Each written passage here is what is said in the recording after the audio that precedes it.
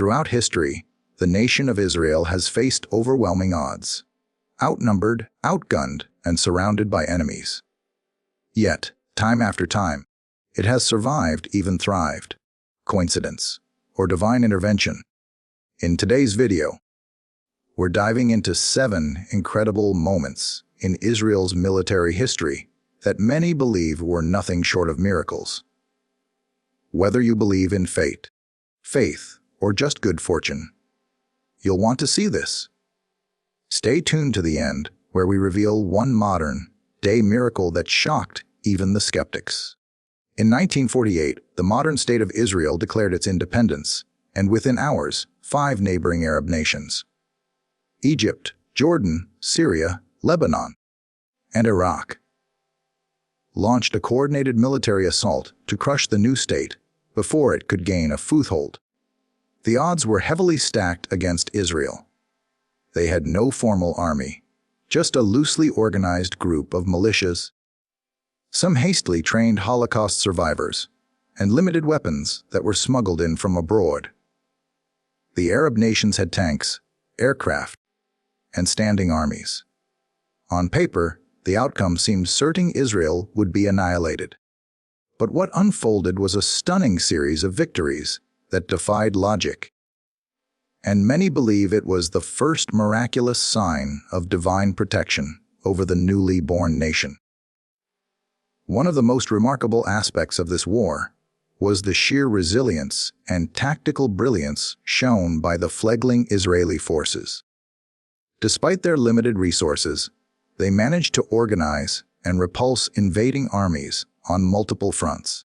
The Battle of Safed stands out in particular. The Arab Liberation Army held the high ground and strategic advantage. Israeli forces, vastly outnumbered, were struggling. But then, an unexpected dense fog descended on the area. The fog provided critical cover for Israeli soldiers to climb and infiltrate the enemy's position undetected. When the fog lifted, the Jewish forces had taken control. Many soldiers and commanders later described the fog as divine intervention, allowing an impossible victory. Another extraordinary moment occurred during the siege of Jerusalem.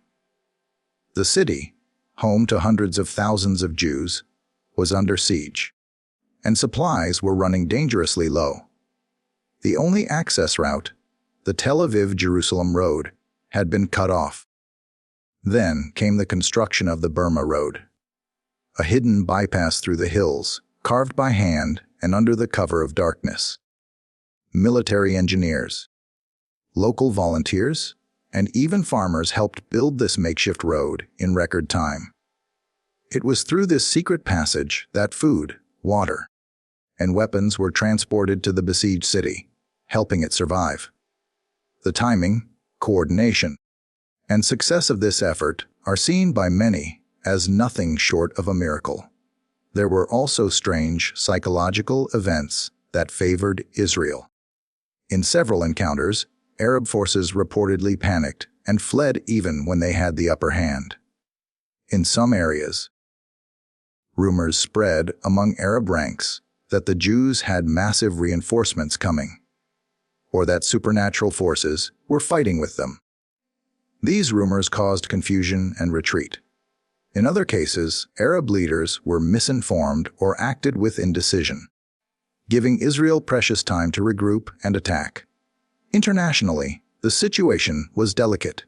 Few expected Israel to last long, and global powers were hesitant to intervene directly. But political miracles also took place.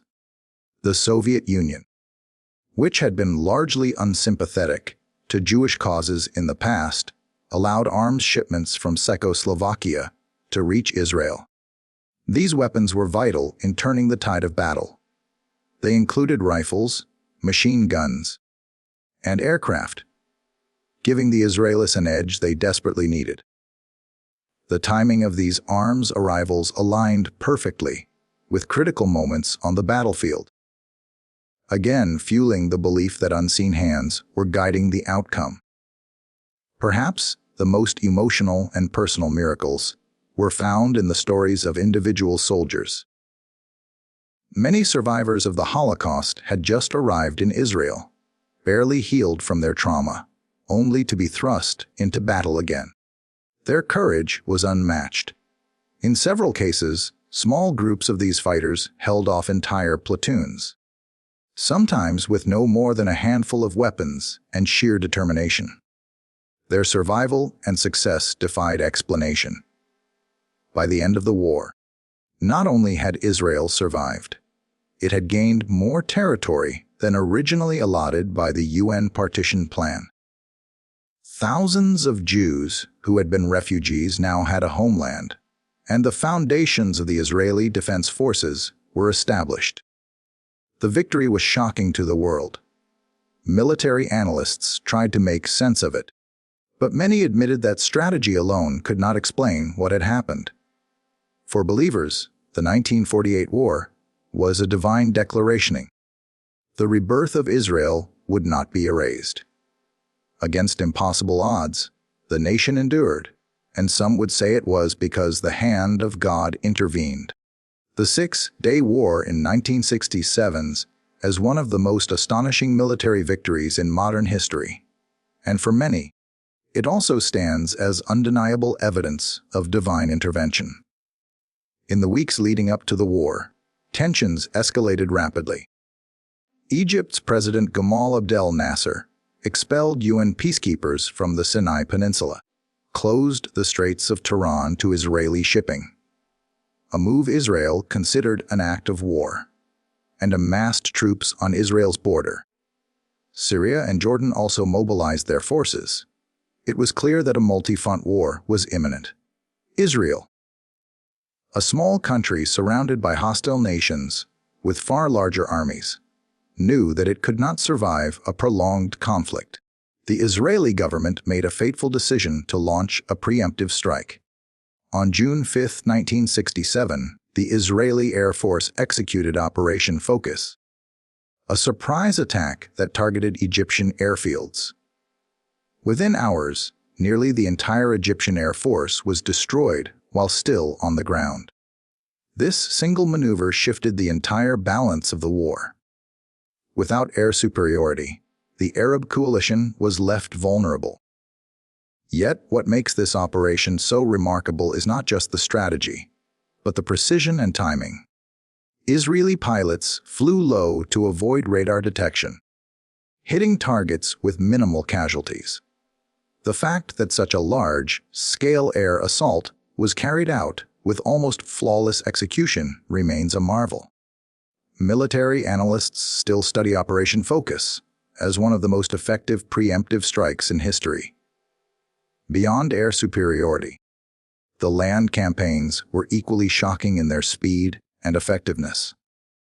Israeli ground forces swiftly captured the Sinai Peninsula from Egypt, the West Bank from Jordan, and the Golan Heights from Syria. What was expected to be a brutal and protracted war ended in just 6 days. Some of the victories were so quick and complete that they baffled even the Israeli commanders. In the Sinai, for example, Israeli tanks managed to navigate the difficult terrain of the desert and reach the Suez Canal far faster than anyone had predicted. Meanwhile, in the West Bank, paratroopers pushed through tough resistance and entered the old city of Jerusalem. When Israeli soldiers reached the Western Wall, it marked a profound spiritual moment. For the first time in nearly 2,000 years, Jews had control over their holiest site. The image of Israeli soldiers weeping at the wall became a symbol of both national and spiritual restoration. The miracles, according to many, weren't only on the battlefield. There were moments of confusion and hesitation on the Arab side that played directly into Israel's hands. One widely reported case involved Jordanian commanders receiving false information from the Egyptians that they had destroyed large portions of Israel's military. Acting on this misinformation, Jordan entered the war, only to face a crushing defeat and the loss of the West Bank and East Jerusalem. Other instances involved unexplained delays in Arab troop movements, poor coordination, and failures in communication. These factors, though often attributed to military error, have been seen by many as divine intervention clouding the judgment of Israel's enemies. Furthermore, weather conditions during the war were strangely favorable to Israeli forces. The skies remained clear for Israeli pilots, and dust storms at critical moments hindered Arab tank movements. The combination of weather, surprise, and tactical dominance has led many to describe the Six-Day War as a modern miracle. Israel's population at the time was deeply religious, and many rabbis and spiritual leaders openly declared that what had occurred was not merely a military victory, but a fulfillment of biblical prophecy. After just 6 days, Israel had more than tripled its size. While the geopolitical consequences of the war have remained contentious, the military outcome was indisputable. A small nation, outnumbered and surrounded, had defeated 3 powerful armies in less than a week. For people of faith, the Six-Day War was a demonstration that the God of Israel still watches over his people. It reinforced the belief that Israel's survival and success were not just due to strategy or skill, but to divine orchestration. The Yom Kippur War of 1973 stands as one of the most sobering and simultaneously miraculous chapters in Israel's military history. Unlike previous wars, Israel did not initiate this conflict. It began on Yom Kippur, the holiest day in the Jewish calendar, a time when the entire nation essentially comes to a standstill for fasting, prayer, and reflection. Taking advantage of this moment of spiritual vulnerability, a coalition of Arab nations, led by Egypt and Syria, launched a coordinated surprise attack. The initial blows were devastating. Israel's frontline positions in the Sinai Peninsula and the Golan Heights were overwhelmed, and the Arab forces quickly gained ground. At the outset, it seemed Israel was on the brink of collapse. But what unfolded in the days that followed has been called nothing less than miraculous. The war began with intense shelling and swift ground offensives. In the north, Syrian tanks poured into the Golan Heights, vastly outnumbering the Israeli defenders.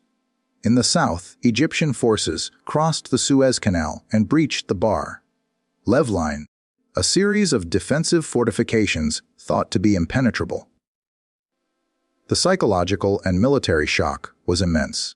Many Israeli commanders and politicians feared national defeat. Yet, within days, something began to shift. Israeli reserve forces, who had been caught off guard and were scattered across the country due to the Yom Kippur holiday, began arriving at the front in astonishing time. Military analysts later remarked that the speed and coordination of these reinforcements defied conventional expectations.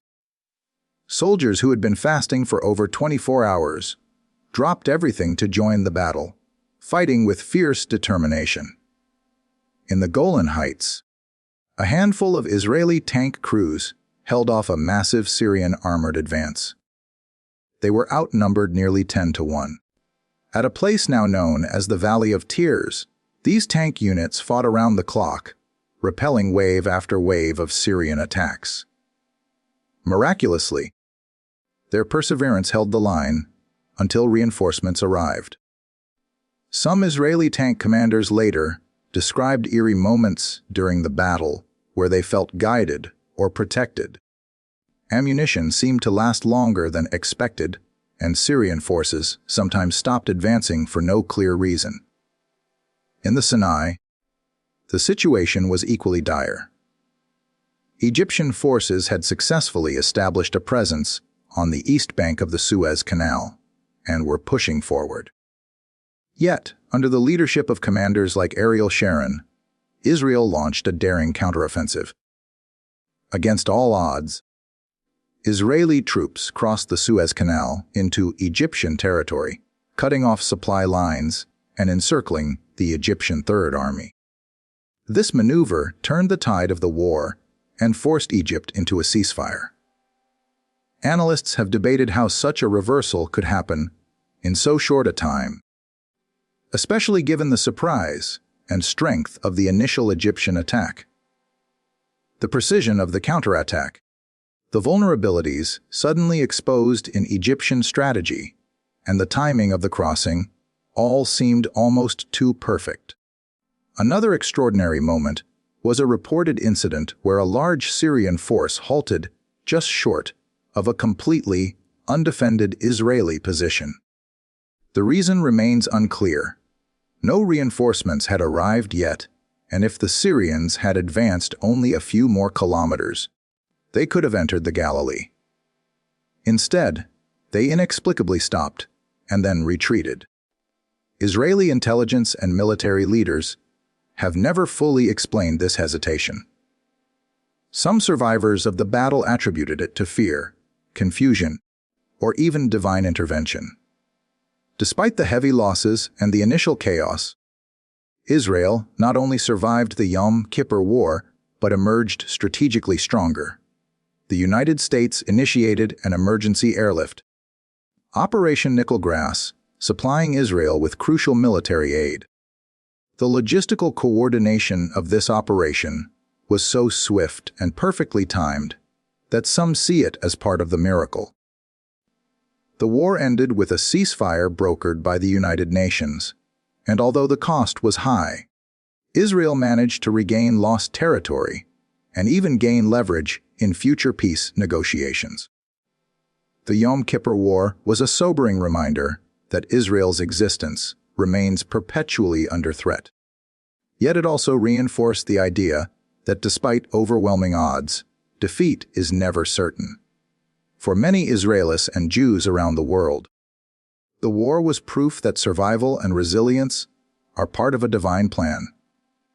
The miraculous recoveries, the inexplicable enemy decisions, and the unwavering spirit of Israel's soldiers pointed not only to tactical genius, but also to a higher power watching over the nation.